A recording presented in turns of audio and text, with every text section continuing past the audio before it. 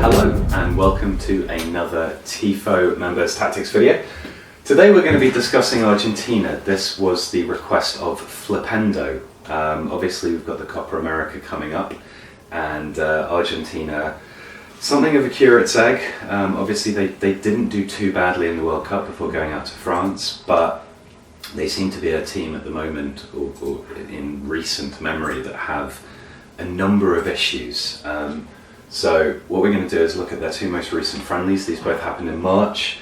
They beat Morocco 1-0. Morocco are actually a pretty good side, particularly at fullback. They've got Mazraoui of Ajax and Hakimi of Real Madrid on loan at Borussia Dortmund, so not a bad team.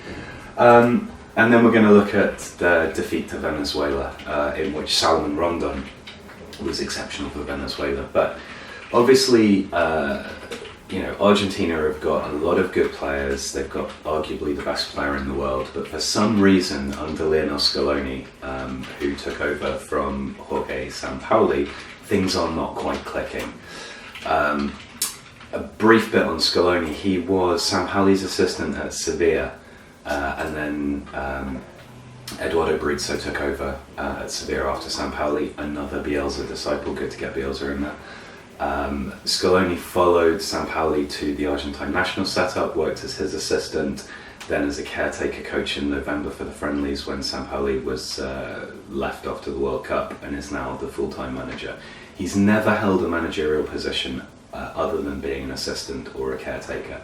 So this is somebody who's not hugely experienced. He was an international for Argentina, played a lot of particularly La Liga football, largely for Deportivo La Coruña. I think it was something like 260 odd appearances across 10-12 seasons. So, an experienced player, somebody who can command some respect, but in terms of management, relatively inexperienced.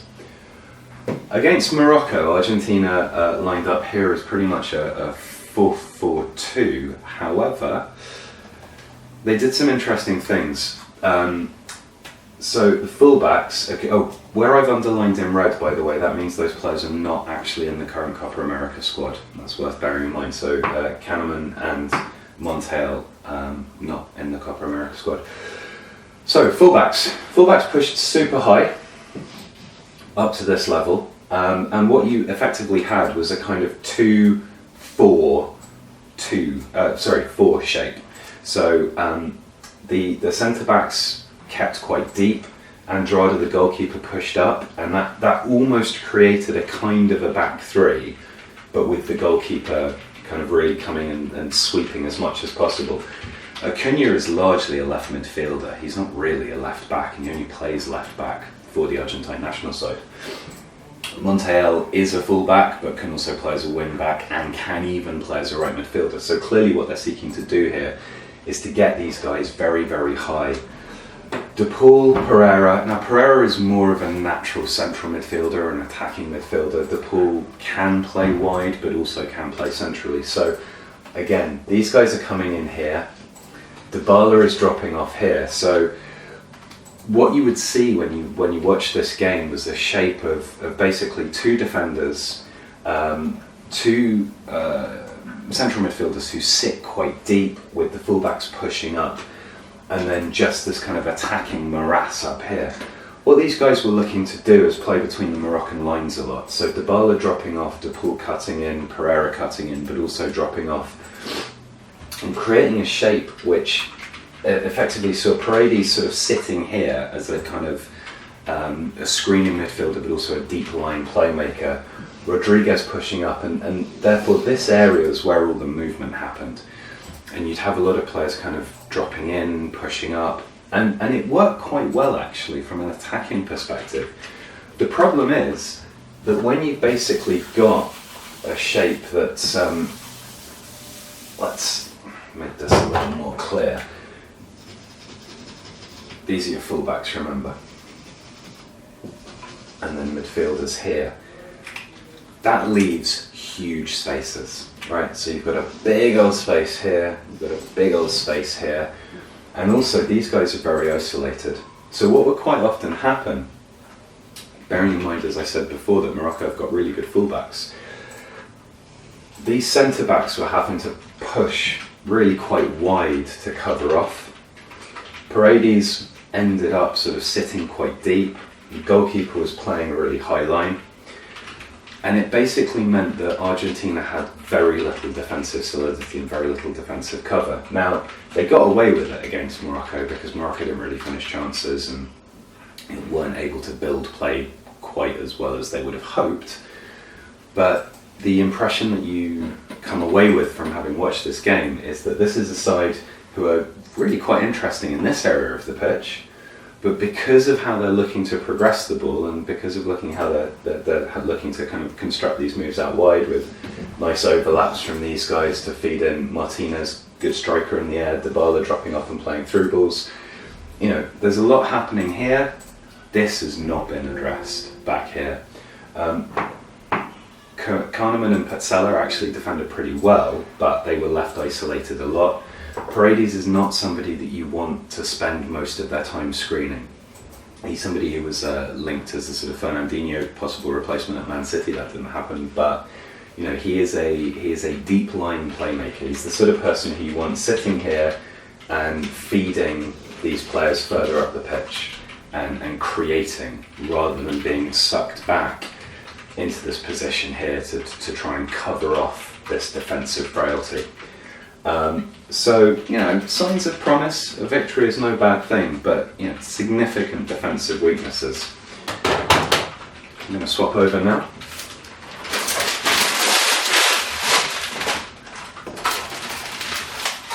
See how high-tech this is.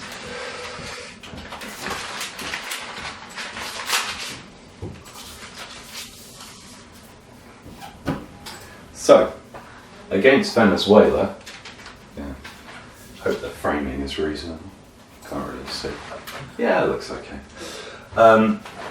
Against Venezuela, they had Messi back in.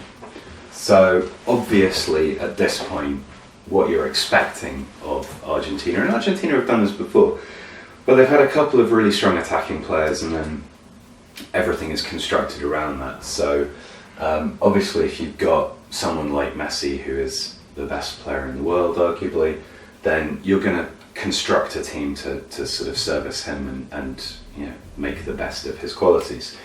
Obviously, Argentina have had difficulties doing this, and there is this kind of eternal debate about whether Messi really can be regarded as being one of the best players of all time, given how he has struggled in the Argentina setup. In this game, Argentina actually lined up as a kind of a 3-4-3. Messi had license to be Messi, so you know, a lot of the time he was in this area, some of the time he was in here, but he kind of seems to be a player who feels this responsibility to make stuff happen and to position himself in areas of the pitch, irrespective of this kind of starting berth of effectively like a right inside forward. He's going to go wherever he feels he can do the most damage, which is great if you've got a load of other players around who can kind of adapt to that and make something of it. Martinez playing up front, Lautaro Martinez, you know, quite a promising striker. This Martinez didn't make the squad, but you're going to see someone like probably De Paul in this space instead. These guys didn't work too badly, and quite often what you'd see is Martinez would either cut in here or push up alongside the other Martinez.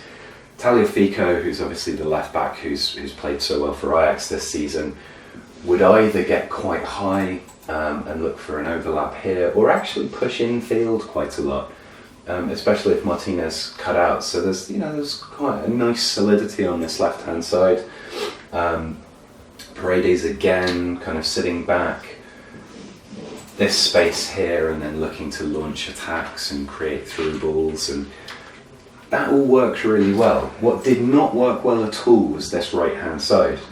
So Montiel here seemed to be kind of caught a lot. You know, do I go up and provide an overlap? Well, you know, is Messi going to cut inside? Is Messi going to be out here? How high up do I push? Am I effectively acting as a sort of right midfielder and trying to keep this side of the pitch blocked up because Messi's going to go inside and the left-hand side's working nicely, so this is where the attacking threat's going to come from? Or do I exploit the fact that Messi's going to come inside, get really, really high up the pitch, in which case you're asking Giovanni Lo Celso, who is a very talented playmaker but not necessarily the strongest defensive player, to cover a really significant part of the pitch because Montiel's getting high up to supply crosses from that side. It didn't click, and we did a video during the World Cup about maybe where Messi should play, and I think one of the things with him is obviously you've got to harness those abilities. You've got to harness his ability to dribble, to create play, and to shoot and score as well.